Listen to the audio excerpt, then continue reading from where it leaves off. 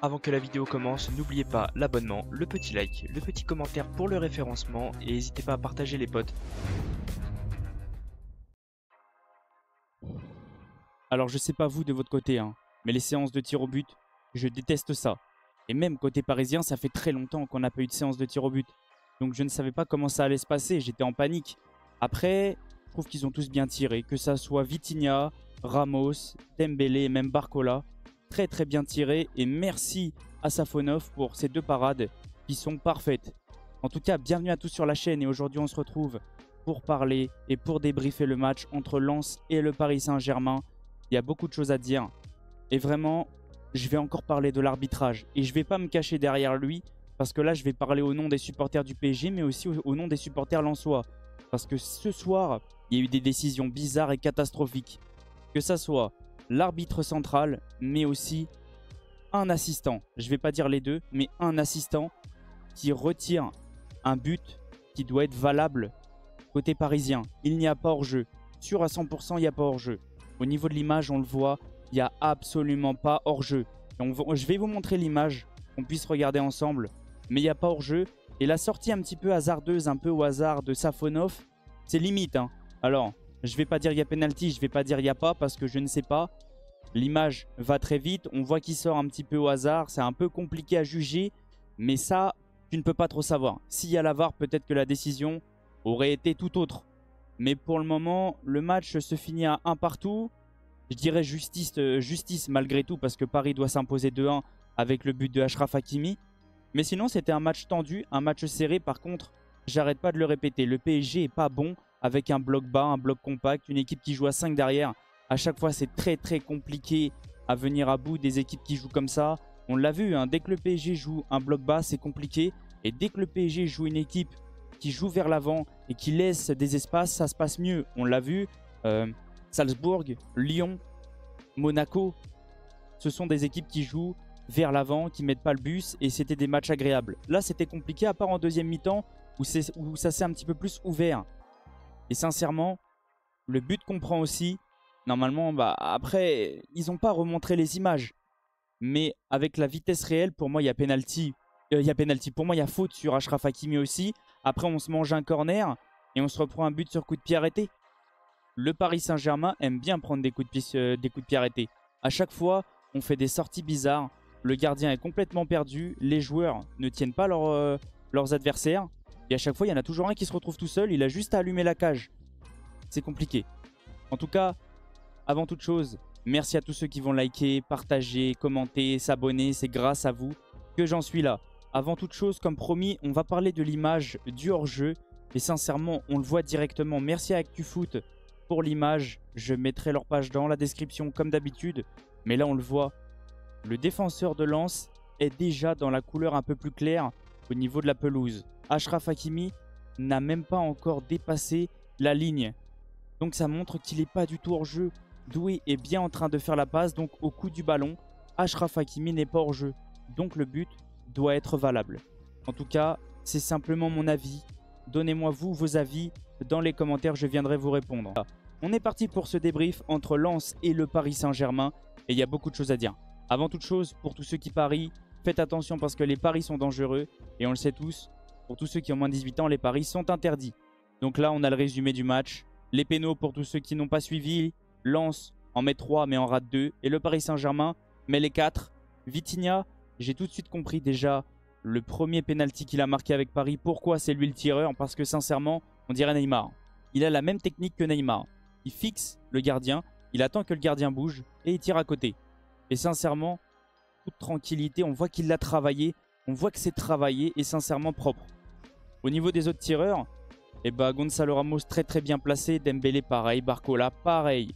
Au niveau des arrêts, merci Safonov pour les 2 arrêts. Tu nous qualifies.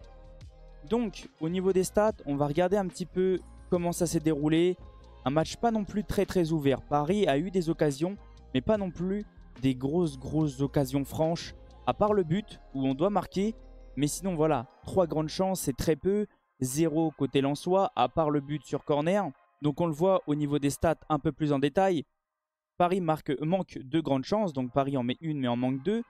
Tire 18 fois contre 12. 6 cadrés contre 4. 3 grandes chances contre 0, mais on en manque encore 2. Mais c'est pas non plus excessif. Il n'y a pas non plus énormément d'occasions parce que c'était un bloc bas, c'était un bloc compact et on le sait tous. Dès qu'il y a un bloc bas, un bloc comme ça face à Paris, face à la tactique de Luis Enrique, on a du mal. Et je l'ai ressenti quand j'ai vu la défense à 5 avant le match, quand ils ont donné les compos, je me suis dit waouh, on repart sur un match ennuyeux avec un bloc compact, on va mettre une demi-heure à passer. Bah, c'était compliqué. Heureusement que la deuxième mi-temps était un petit peu plus ouverte et heureusement que Danso fait une faute. Bah une faute du moins, il perd le ballon. Il la donne à Gonzalo Ramos qui lui, à peine rentré, à peine il marque. Et sincèrement ça je le retiens depuis un petit moment. Ça fait déjà 3 ou 4 rentrées et 3 ou 4 fois qu'il marque. Je crois qu'il est à 4 buts non-stop. 4 buts consécutifs. Et sincèrement ça fait plaisir un joueur comme ça. On voit que c'est un numéro 9. On voit qu'il a envie de s'imposer. Et sincèrement, je retiens que le côté positif. Et Gonzalo Ramos, ça fait très plaisir. Donc, le Paris Saint-Germain est qualifié pour les 16e. Comme on a vu, le Paris Saint-Germain va affronter... Alors, attendez, je cherche le nom pour vous. Je ne veux pas le déformer. Il est peut-être en bas. C'est une N3. Ah, voilà. C'est Espali. Espali. Si ça se prononce bien comme ça, c'est une N3. Donc le Paris Saint-Germain se qualifie en 16e pour affronter une N3. Je crois que le match va être juste avant Manchester City. Au niveau des compos, il y a des joueurs, j'y arrive pas. Je sais pas vous, mais j'y arrive pas. Au niveau du match de Safonov, très bon match. Match plutôt correct. Il fait des parades. Sur le corner, bah, il peut pas faire grand chose. Le ballon est dévié de partout. Il allume le gardien. Donc sincèrement, je vais pas lui tomber dessus. Match de Pacho et Marquinhos, attention. Des petits manques d'attention des fois sur des contres. Ils étaient un petit peu à l'ouest par moment, des pertes de balles, que ça soit Pacho ou Marquinhos, donc faites vraiment attention. Mais c'est pas non plus des matchs catastrophiques. Mendes, Hakimi, j'ai beaucoup aimé sur les côtés. Les deux emmenaient beaucoup vers l'avant, jouaient beaucoup vers l'avant. Hakimi sort encore un match incroyable avec le PSG. Il peut être buteur. On lui retire son but. C'est pour ça que j'arrête pas de dire justice, parce que Paris doit s'imposer 2-1 dans ce match-là. Au niveau du milieu, là, je vais vous donner des noms. J'en peux plus. Fabien Ruiz, ça doit partir. Allez, je prends directement en attaque. Lee Kang-in, ça doit aussi partir. Ou le mettre au cœur du jeu. Sur un côté, c'est compliqué. Alors, il n'a pas fait des matchs autant catastrophiques où il était invisible les derniers matchs. Mais il avait des bonnes phases. Mais c'est quand il se retrouvait dans l'axe. On l'a vu au moment où il se retourne, où il pivote sur lui-même pour envoyer Désiré Doué, si je dis pas de bêtises. Il est au cœur du jeu, il n'est pas sur un côté. Donc Lee Kang-in doit arrêter.